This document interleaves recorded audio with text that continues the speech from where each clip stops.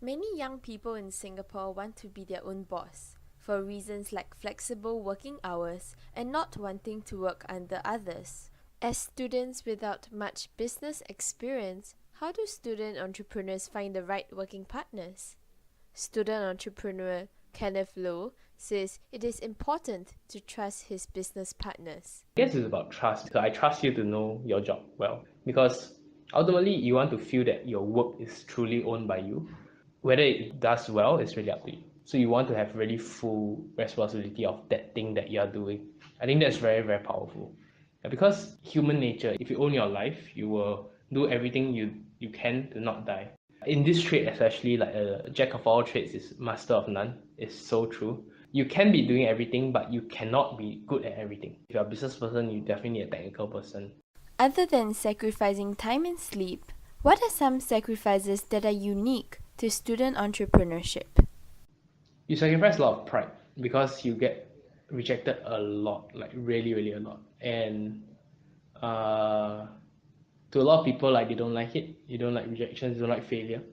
And I think a lot of people are misguided because they think that it's very easy. Like I don't mind people calling me a failure because I actually tried something, right? So I rather the failure of trying than a failure of not trying. Robin Lim, a fellow student entrepreneur, shares that she even gave up her place in university. Just as we started Maidville, it's a junction in our life where we were deciding if we wanted to stay in Singapore for university or if we wanted to go overseas. So I got into university in London, and my co-founder Roslyn, she got into NYU.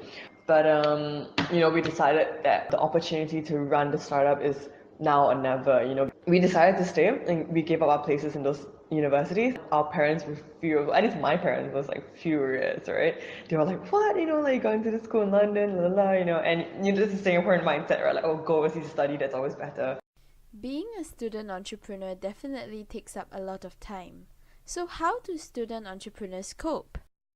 I definitely had to sacrifice the college experience. I didn't have a CCA. I didn't have many friends in college because, I was just in class and then I was like back in the office working, right? So a lot of times, even when I'm catching up with old friends, they're all the same age and they're all talking about university and internships, I have nothing to say because, I've never done an internship. I've never done an exchange. It can be a bit lonely sometimes, but, that's when you adapt and you find friends and, you build your community in a different way.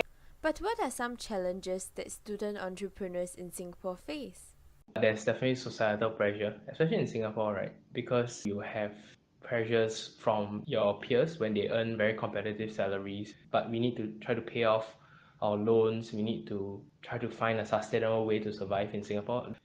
Society generally discourages things that require a longer run rate to show success. You would want an immediate paycheck. The biggest problem, how do you convince investors? How do you convince your parents or your peers that you are really in this for the long run? Because a lot of them will assume that it's a project, and it becomes very self-defeating and a self-fulfilling prophecy. If you keep telling yourself that it's a project, it becomes a project, and there won't be a business that will be born out of it. The country needs budding entrepreneurs to boost its economy. With student entrepreneurship gaining more interest, will the people around these entrepreneurs understand and finally be supportive of what they do?